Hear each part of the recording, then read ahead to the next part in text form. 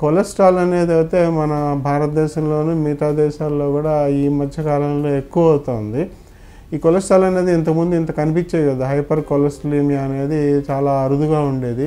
Triglycerides ఎక్కువగా ఉండేవన్నమాట మన భారతదేశంలో. ఇప్పుడు కొలెస్ట్రాల్ ఎక్కువ అవుతుంది కాబట్టి ఇప్పుడు ఏం చెప్తున్నారంటే డయాబెటీస్ ఉన్నా లేకపోయినా, రక్తపోటు ఉన్నా లేకపోయినా, వాళ్ళు బరువుగా ఉన్నా లేకపోయినా, ఎటువంటి సమస్య ఉన్నా లేకపోయినా ప్రతి ఒక్కళ్ళు స్టాటిన్స్ అని కొలెస్ట్రాల్ మందు వేసుకోవాలని చెప్తున్నారు. ఈ స్టాటిన్లో కూడా ఎన్నో రకాలు 6-7 రకాల స్టాటిన్లు వచ్చేసాయి అన్నమాట.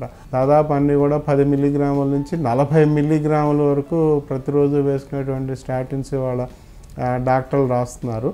ముఖ్యంగా స్టాటిన్స్ అయితే కొలెస్ట్రాల్ తగ్గించడానికి వాడేటువంటి స్టాటిన్స్, అలాగే ట్రైగ్లిజరైడ్స్ తగ్గించడానికి వాడేటువంటి ఫైబ్రేట్స్, ఈ రెండు కలిపి వాడే వాళ్ళల్లో కొంచెం వరకు వాళ్ళకి వాళ్ళ కండరాలు కానీ ఆ ఎముకలు కానీ కొంచెం కరిగిపోయేటువంటి అవకాశం ఉంది. కాబట్టి ఎవరైనా కూడా ఫైబ్రేట్స్ స్టాటిన్లు కలిపి వాడుతున్నట్లయితే వాళ్ళు 3 నెలలకు 6 నెలలకు ఒకసారి సిపికే అనేటువంటి టెస్ట్, అంటే క్రియాటినిన్ ఫాస్ఫోకైనేజ్ అంటాం, ఈ టెస్ట్ చేయించుకోవాలన్నమాట. ఈ టెస్ట్లో అది ఎక్కువగా వచ్చినట్లయితే ఈ 2 మందుల్లో ఏదో ఒక మందు మానేయటం లేదా మందులు మోతాదు తగ్గించుకోవటం చేసుకోవాలి.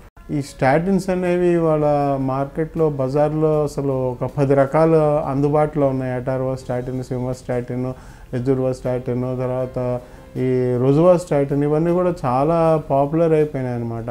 కాబట్టి డాక్టర్ గారు ఏ మందు రాస్తే ఆ మందుని ప్రత్యేకంగా వాళ్ళు ఎంత డోసు రాశారో మన రక్తంలోని కొవ్వు పదార్థాలను అనుసరించి వాళ్ళు మోతాదు కూడా నిర్ణయిస్తారనమాట.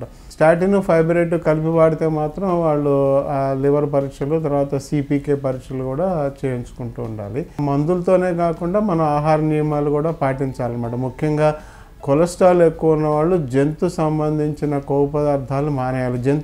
జంతు సంబంధించినవి అంటే నాన్ వెజిటేరియనే కాదు, పాల పదార్థాలు అంటే పాలతో వచ్చినటువంటి మీగడ, వెన్న, నెయ్యి, పాల పదార్థాలు కూడా తగ్గించుకోవాలి. జంతు సంబంధించిన పదార్థాలు అన్నమాట. ఇక మనం మాంసం, చేపలు, కొర్రీ, ఇక చేపలు, కోడి మాంసం మంచిదని చెప్పుకుంటారు. కానీ మీరు చేప మాంసం వాడినా, కోడి మాంసం వాడినా, మేక మాంసం వాడినా, ఏ మాంసం వాడినా కూడా ముఖ్యంగా కొలెస్ట్రాల్ పెరిగేటువంటి అవకాశం ఉంది. అందులో మంచి చెడు అని చెప్పుకోవడానికి ఏం లేదనమాట. దాంట్లో వాడేటువంటి నూనెలను బట్టి కొలెస్ట్రాల్ పెరుగుతుంది. అలాగే ట్రైగ్లిజరైడ్స్ పెరిగితే మాత్రం మనం పిండి పదార్థాలు తగ్గించుకోవాలి. ఒకవేళ వాళ్ళు ఆహారంలో పిండి పదార్థాలని 60% కన్నా ఎక్కువగా తీసుకున్నట్లయితే దాన్ని తగ్గించుకోవాలి. అలాగే తేలిగ్గా జీర్ణమయ్యేటువంటి పదార్థాలు ఇవన్నీ కూడా మన బజార్లో దొరికేటువంటి చిప్స్ కానీ, జెల్లీస్, రకరకాల నూడిల్స్, ఇవన్నీ కూడా మానేయాలన్నమాట. ఇవన్నీ మానేస్తే తగ్గుతుంది.